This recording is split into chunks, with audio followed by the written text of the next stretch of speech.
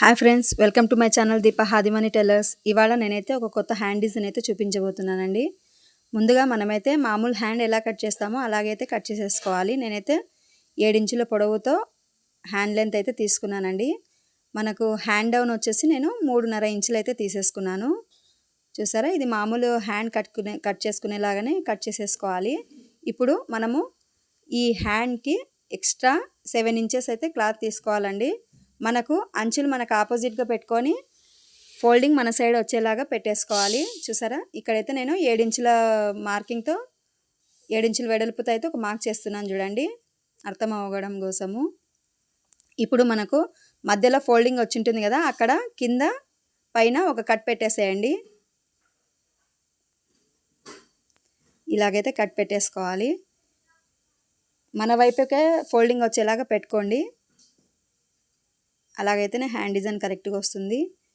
ఇప్పుడు ఈ లైనింగ్ హ్యాండ్ని తీసేసి ఇక్కడ చూసారా, మనము కట్ పెట్టిన దగ్గర నుంచి మనకు 2.5 వెడల్పుతో అయితే ఒక్కొక్క మార్కింగ్ వేసేసుకోవాలండి. చూసారా, 2.5 వెడల్పుతో ఒక మార్కింగ్, మళ్ళీ ఆ 2.5 మార్కింగ్ దగ్గర నుంచి ఇంకొక 2.5 మార్కింగ్ అయితే చేసుకోవాలండి. ఇలా 3 మార్కింగ్స్ అయితే చేసుకోవాలి, ఒకవైపు 3. చూసారా, ఇలాగైతే మార్కింగ్ చేసేసుకోవాలి. ఇటువైపు కూడా ఇలాగే మార్క్ చేసుకోవాలండి. 2.5 దగ్గర నుంచి ఇంకొక 2.5, మళ్ళీ ఇక్కడ నుంచి 2.5 మార్కింగ్ అండి. ఇలా పై వైపు కూడా అలాగే మార్క్ చేసుకోవాలి. ఇది టిష్యూ క్లాత్ అండి, అందుకే కొంచెం సరిగా కనపడడం లేదు మార్కింగ్స్.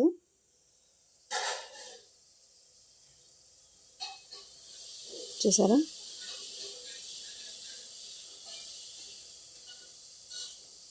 ఇలాగైతే ఇటువైపు 3 అటువైపు 3 మార్కింగ్స్ అయితే పెట్టేసుకోవాలండి. మనకు కరెక్ట్గా రావడం కోసం ఇలా మార్క్ పెట్టుకోవాలి. మనము కింద పైన ఖచ్చితంగా పెట్టుకోవాలండి మార్కింగ్. ఇప్పుడు మనము ఈ 2.5 మార్క్ చేసిన దగ్గర ఇలాగైతే ఫోల్డ్ చేసేసేయాలి చూడండి. క్లాత్ని ఫోల్డ్ చేసేసి ఇలా మధ్యలోకి పెట్టేసుకోవాలి. తర్వాత అక్కడి నుంచి ఫోల్డింగ్స్ని కూడా ఇలా మర్చేసుకొని ఒక స్టిచ్ అయితే వేసేసుకోండి.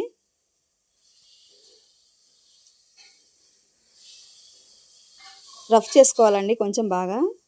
ఇలాగైతే రఫ్ చేసేసుకోండి, కట్ చేసేసేయండి.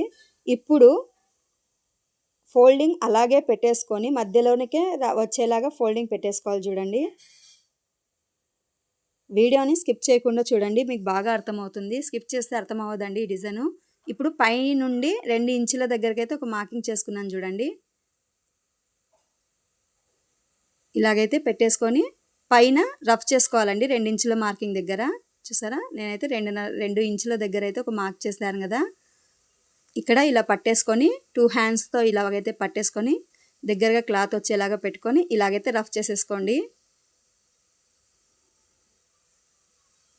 ఏమన్నా డౌట్స్ ఉంటే కామెంట్స్లో అడగండి, నేను క్లియర్ చేస్తాను. ఇప్పుడు ఇంకొక ఫోల్డింగ్ని ఇలాగైతే తీసేసుకోవాలండి. మనం 2.5 మార్కింగ్తో పెట్టాం కదా, ఇటువైపు 2.5 అటువైపు 2.5 పెట్టాం కదా. 2 ఫోల్డింగ్స్ని అయితే ఒక చోట ఇలాగైతే పెట్టేసుకొని మళ్ళీ రఫ్ చేసుకోవాలండి. కింద కుట్టు వేసుకొని రఫ్ చేసేసుకోండి.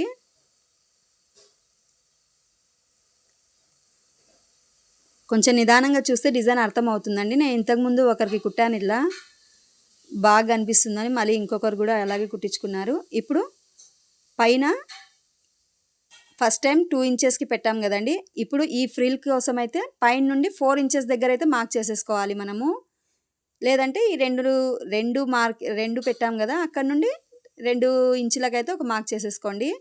మనకు పైన నుండి 4 ఇంచెస్ రావాలి చూడండి. ఇక్కడైతే పెట్టేసుకొని 2 కలిపి పట్టుకొని కుట్టుకొని రఫ్ చేసేసుకోవాలి చూడండి. ఇలాగైతే పట్టేసుకొని ఖచ్చితంగా 2 చేతులతో పట్టేసుకోవాలండి, అప్పుడే మనకు నీట్గా వస్తుంది. ఇలాగైతే రఫ్ చేసుకొని కట్ చేసేసుకోండి. ఇప్పుడు 3rd ఫోల్డింగ్ని కూడా ఇలాగే ఫోల్డ్ చేసేసుకోవాలి. మీరు బాగా గమనించండి, ఒక దానిపైనే ఒకటి పెడుతున్నాను కానీ పక్క పక్కనైతే పెట్టడం లేదు చూడండి, గమనించి చూడండి. ఇప్పుడు కింద అయితే ఇలాగైతే కుట్టు వేసేసుకోవాలి. ఇప్పుడు పైన నుంచి 6 ఇంచెస్ దగ్గర ఒక మార్క్ చేసేసుకోవాలండి. అంటే మనకు ఫ్రిల్కి 2 ఇంచెస్ తేడా అయితే ఉండాలండి పైన నుండి మనకు. చూసారా, ఇలా మధ్యలో పెట్టేసుకొని క్లాత్‌ని ఇలా 2 హ్యాండ్స్‌తో పట్టేసుకోండి. కావాలంటే మీరు పిన్ పెట్టుకోవచ్చండి. నేనైతే పిన్ పెట్టుకోలేదు. ఇప్పుడు ఈ 2 ఇంచెస్ మార్కింగ్ దగ్గర నుండి నేను ఇంకో 2 ఇంచెస్‌కి మార్క్ చేస్తున్నాను చూడండి. మీరు ఇలా అర్థం కాకపోతే పైన నుండి 6 ఇంచెస్‌కి కూడా మార్క్ చేసుకోవచ్చు. ఇలా స్టిచ్ చేసేసుకొని రఫ్ చేసేసుకోండి.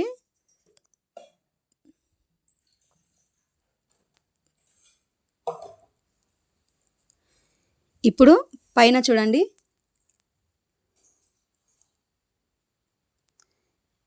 చూసారా? మనకు మధ్యలో కుట్లు అనేది కనిపిస్తూ ఉంటాయండి. 2 ఇంచెస్ దగ్గర, 4 ఇంచెస్ దగ్గర, 6 ఇంచెస్ దగ్గర ఇలాగైతే కుట్లు కనిపిస్తున్నాయి గదా! ఇప్పుడు అక్కడ కుట్లు వచ్చిన దగ్గర నుంచి మనం క్లాత్‌ని చూడండి మీరు. చూస్తూ కుడితే మీకు అర్థమవుతుంది.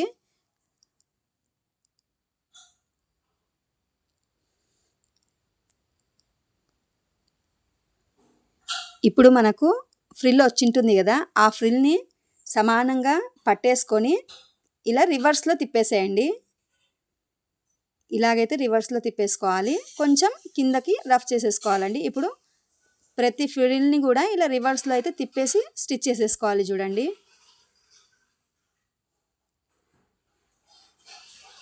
ఇలాగైతే ఒక స్టిచ్ చేసేసుకోండి. మనం నార్మల్‌గా సింపుల్‌గా కాకుండా ఇలా కొట్టుకుంటే కొంచెం ట్రెండీగా అనిపిస్తుందండి హ్యాండ్. ఇలా స్టిచ్ చేసేసుకోవాలి. ఇప్పుడు అటువైపు ఫ్రిల్ పెట్టాం గదా!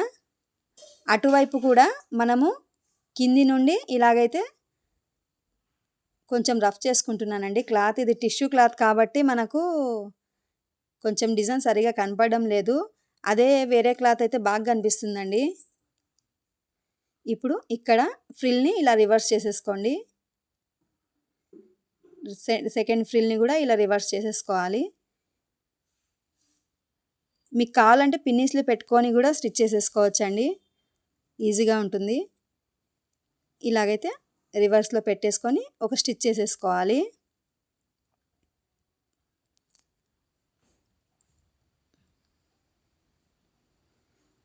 టిష్యూ క్లాత్ కాబట్టి కొంచెం రఫ్‌గా ఉందండి. కూర్చోవడం లేదు. అందుకే నేనైతే ఇలా కుడుతున్నాను. చూసారా? ఇలా రివర్స్‌లో పట్టుకొని ఒక స్టిచ్ అయితే వేసేసుకోండి. వీడియో స్కిప్ చేయకుండా చూడండి ఫ్రెండ్స్. స్కిప్ చేస్తే అర్థం అవ్వదండి.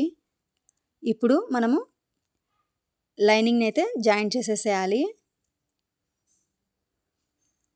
కొంచెం మనకి క్లాత్ పైన రఫ్ చేసేసేయండి. లేదంటే మీ దగ్గర ఐరన్ బాక్స్ ఉంటే ఐరన్ చేసుకోవచ్చు. ఐరన్ చేసుకుంటే ఇంకా బాగొస్తుందండి. ఇప్పుడు మనము కట్ చేసుకున్న హ్యాండ్ ఉంది కదా! లైనింగ్ పీస్‌ని జాయింట్ చేసేసేయాలి చూడండి. ఇలాగైతే జాయింట్ చేసేసుకోండి.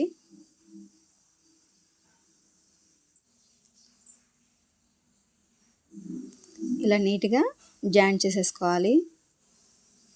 ఎక్కడ లాగకుండా అయితే కుట్టండి. ఇప్పుడు మనము కింద బార్డర్ అయితే స్టిచ్ చేసేసుకోవాలండి. ఈ మోడల్‌కి చిన్న బార్డర్ అయితే బావుంటుందండి. ఈ బ్లౌజ్‌కి చిన్న బార్డర్ వచ్చింది కాబట్టి నేను ఈ డిజైన్ అయితే వేస్తున్నాను వీళ్ళకి. చూసారా? మనము కరెక్ట్ పొడవుతో బార్డర్ అయితే కట్ చేసేసుకోవాలి. నాకైతే కొంచెం తక్కువ పడుతుంది. జాయింట్ వేసుకోవాలనుకున్నానండి. ఒకవైపు జాయింట్ పడేలాగా అనిపిస్తుంది నాకు. అందుకే చూసుకొని కట్ చేస్తున్నాను. మనకు చిన్న సైజ్ బ్లౌజెస్‌కి అయితే ఏమి అతుకులు పడవండి. కొంచెం పెద్ద సైజ్ 40+ సైజు. అందుకే నాకు కొంచెం అతుకులు పడుతున్నాయి. ఇలా వేస్ట్ క్లాత్‌ని ఇలాగైతే కట్ చేసేసుకోండి.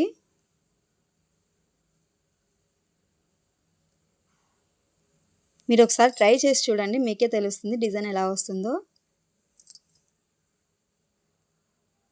ఇక్కడ నాకు కొంచెం క్లాత్ తక్కువ పడుతుంది కాబట్టి నేనైతే జాయిన్ చేస్తున్నాను. మీకు సరిపోయేలాగుంటే మీరు అలాగే పెట్టేసుకోవచ్చు. ఏం పర్లేదు. ఇప్పుడు మనము బార్డర్‌ని కింద పెట్టేసి ఇలాగైతే జాయిన్ చేసేసుకోవాలండి.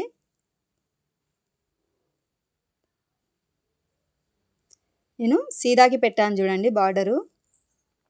పైన మనకు ఉల్టా మీద ఉంది.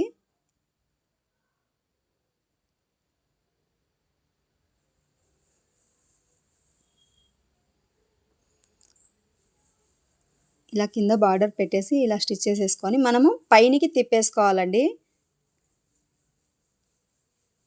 ఎక్స్ట్రా వచ్చిన పీస్ నేను కట్ చేసేసాను. ఇప్పుడు మనము బార్డర్ మీద పడకుండా లైనింగ్ మీద పడేలాగైతే ఒక స్టిచ్ చేసేసుకోవాలి చూడండి. అప్పుడే మనకు పైన బార్డర్ స్టిఫ్గా నీట్గా కనిపిస్తుంది. వేస్ట్ క్లాత్ అంతా కట్ చేసేస్తున్నానండి. ఇప్పుడు చూసారా, రివర్స్ తీసుకొని లైనింగ్ మీదనే కుట్టు పడేలాగా ఒక స్టిచ్ అయితే వేసేసుకోండి. ఇలా లైనింగ్ మీదనే కుట్టు పడాలండి. లేదు మీకు పైపింగ్ ఇంట్రెస్ట్ ఉంటే పైపింగ్ అయినా వేసేసుకోవచ్చు మీరు. నాకైతే ఎక్కడ క్లాత్ అనేది మిగలలేదండి, నేను పైపింగ్ వేయడం లేదు. అందులో ఇది బార్డర్ కూడా ఒక రకమైన కలర్ వచ్చింది కాబట్టి నాకు పైపింగ్ ఏది వేయాలో అర్థం కాక పైపింగ్ అయితే వేయలేదండి. మెయిన్ క్లాత్ లేదు ఆ కలర్లో నాకు, ఆ గోల్డ్లో. ఇప్పుడు పైన టాప్ స్టిచ్ అయితే వేసేసేయండి. బార్డర్ స్టిఫ్గా వచ్చేస్తుంది మనకు.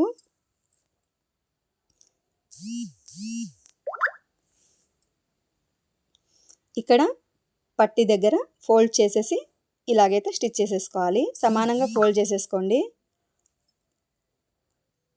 ఇలా నిదానంగా సమానంగా ఫోల్డ్ చేసేసుకోవాలి.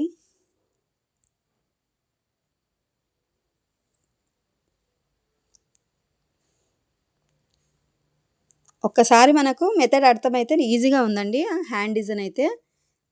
చూసారా, ఇప్పుడు మనము దీనికి పూసలు అయితే కుట్టేసుకోవాలి. ఇప్పుడు మనం వేస్ట్ క్లాత్ని మొత్తం కట్ చేసేసుకోవాలండి. మనము పైన జాయింట్ చేసేసుకొని వేస్ట్ క్లాత్ మొత్తం కట్ చేసేసి నేనైతే పూసలు కుడుతున్నాను చూడండి. మన ఛానల్ని ఎవరైనా ఫస్ట్ టైం చూస్తున్నట్లయితే ప్లీజ్ సబ్స్క్రైబ్ చేసుకోండి.